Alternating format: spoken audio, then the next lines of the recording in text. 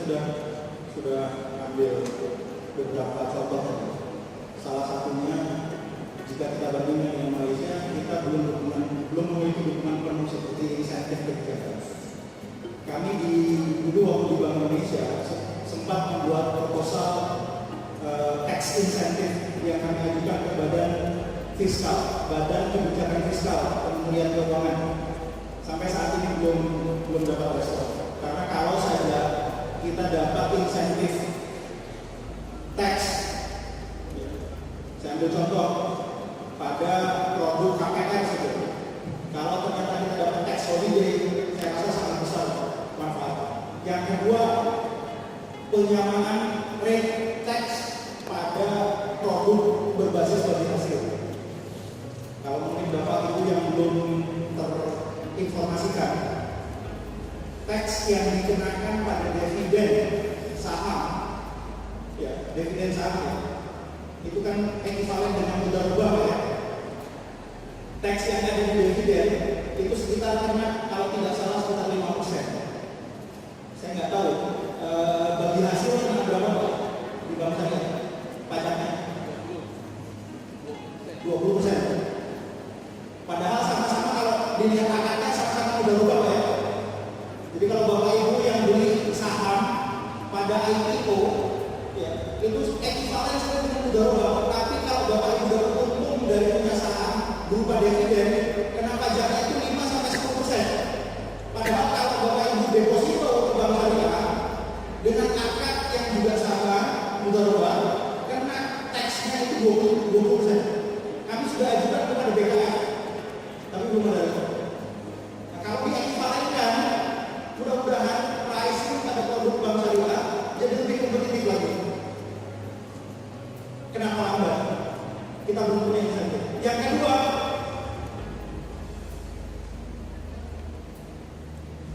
dari Badan Sambutan tadi sudah diidentifikasi masalah sosialisasi. Banyak yang nggak tahu Pak. Yang ketiga, SDM-nya bukan cuma kualitasnya rendah, kuantitasnya nggak cukup. Itu kenapa di bank syariah banyak yang dibajak-bajak. Makanya kalau di Jakarta juga kalau mau gajinya seperti ini 2 tahun di bank syariah ini, nanti pindah ke bank syariah yang lain supaya langsung naik berasa sudah 2 kali lipat, 3 kali lipat gajinya. Karena orangnya masih jarang. Jadi kuantitas kita masih kurang, apalagi kualitasnya.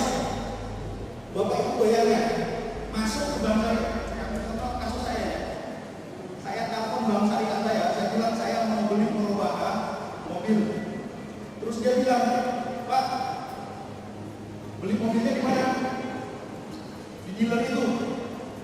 Wah Pak, saya nggak punya, kami bank syariah banknya belum punya MOU sama dealer yang itu. Ya kalau nggak punya MOU, ya saya cari bank syariah yang mana? Saya telepon pagi, sorenya ada telepon balik, Pak, manajer kami bilang boleh kok. Akhirnya saya hubungi dealer saya, Mas, saya mau beli mobil di dealer Mas nih. Oke Pak, pakai bank apa? Bank syariah. Wah, kami nggak punya MOU sama bank syariah itu.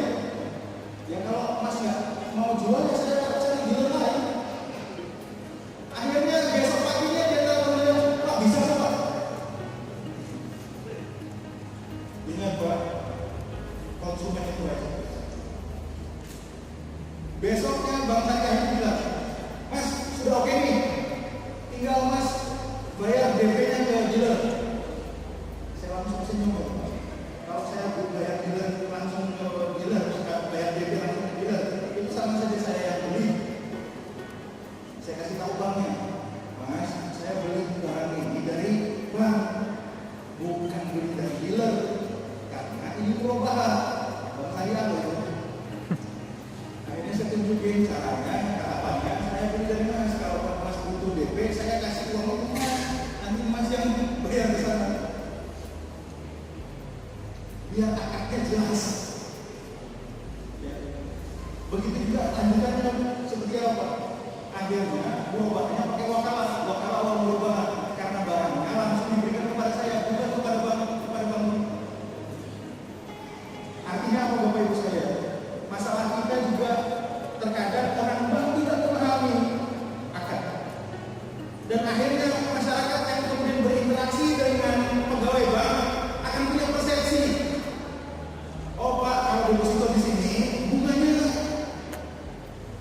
10% enggak. Nah, pakai istilah bunga dong. Apa enggak jatuh reputasi bank syariah? Nanti si nasabah itu ngobrol di pengajian di masjid rumahnya. Oh, bank syariah sama aja kalau bank konvensional pakai bunga juga. Padahal yang ngomong apa? Customer service yang ngerti bank syariah. Yang baru aja direkrut. Belum juga dikasih training. Akhirnya presiden itu membuat apa? Cerita reputasi bank syariah jadi jatuh. Karena SDM. Nah, yang keempat masalahnya kenapa belum besar? Bapak Ibu belum pakai. Minta maaf, alasan ini saya taruh di belakang. Karena Bapak Ibu belum pakai. Mahasiswa juga belum pakai. Mungkin yang lain tadi juga belum pakai. Tadi katanya 600 yang ada di sini. Coba anak-anak yang sudah punya akun bank syariah. Masih mayoritas Pak yang belum pakai. Saya seminar di Pekalongan Pak. Ada satu IAIN. Itu pertanyaannya juga sama Pak. Bank Indonesia kayaknya sih Pak. Bank syariah yang belum besar-besar. Saya minta maaf ya. Kadang saya harus balik pertanyaannya itu. Kenapa Bapak Ibu belum pakai? Ya banknya jadi kecil. Karena belum ada yang pakai.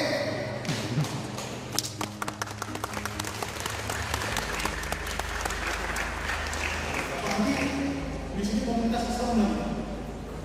Ini minta maaf ya, Bapak Ibu, tolong jangan kesini ya. Saya kalau ngomong sama mahasiswa Pak, agak sedikit keras karena saya juga pembina FOSE. FOSE itu Forum Silaturahim Ekonomi Islam. Di sini ada AC-nya. Kalau mau studi ekonomi Islam, ada ya, AC. Saya tanya nih buat mahasiswa, kalau di WA atau di internet, di medsos, Anda lihat ada isu es krim, ada kandungan babinya, pada ribut semua.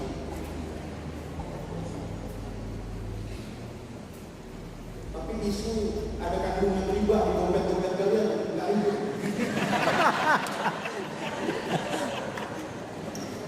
Pertanyaan bodoh-bodohnya nih Pak, mana lebih dosa makan babi atau makan riba?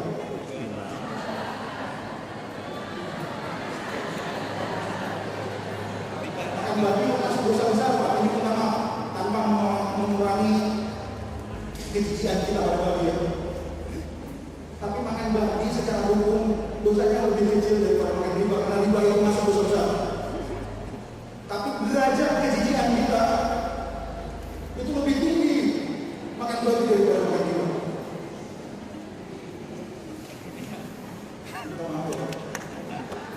Derajat kejijian kita pada babi itu lebih tinggi daripada derajat kejijian kita pada riba. Kalau masuk di sebuah kanan kiri jalan itu ada kandang babi, insya Allah Bapak cari yang lain.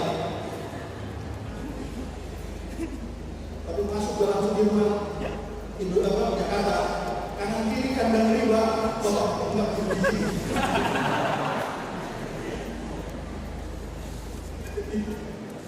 Saya pernah itu di Pekalongan, Bapak ngapain aja? Lah, mahasiswa, kalau ada yang nggak beres demo, nggak beres demo. Itu tadi, ketika majelis ulamanya dianggap nggak becus ngawasin makanan karena terlalu banyak yang juga isu kandungan haramnya, ada demo. Padahal di kalangan Anda sendiri masih ada ribanya, nggak demo. Jadi maksud saya, yuk kita sama-sama. Ini hari apa ya? Kamis. Besok Jumat masih buka Pak.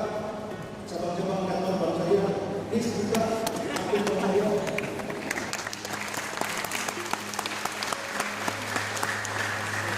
Kita hitung-hitung Bapak Ibu sekalian, kita hitung-hitung.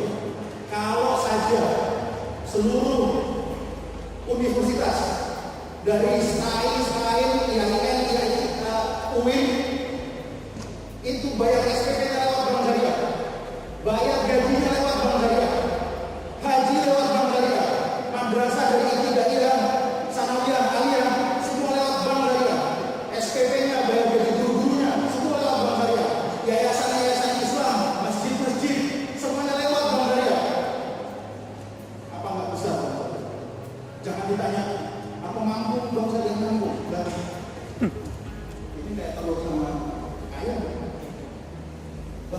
aja dulu. Nanti ownernya akan dipaksa untuk nyetorin modal jauh lebih besar. Kalau seluruh Aceh pakai bank syariah, apa nggak Pemda nanti meminta agar modal BPD dibesarkan? Kita ini bottom up, bukan top down. Jadi gerakan bank syariah dong. Saya ini persaksian juga. Saya sejak masuk Bank Indonesia, saya nggak punya akun bank konvensional. Saya harapkan diri saya nama saya tercatat di bank konvensional. Karena nggak punya bank konvensional, akhirnya saya nggak punya kartu kredit. Nggak punya kartu kredit itu jadi nggak marah, nggak merana. Meskipun beberapa kali diusir sama hotel gara-gara punya kartu kredit.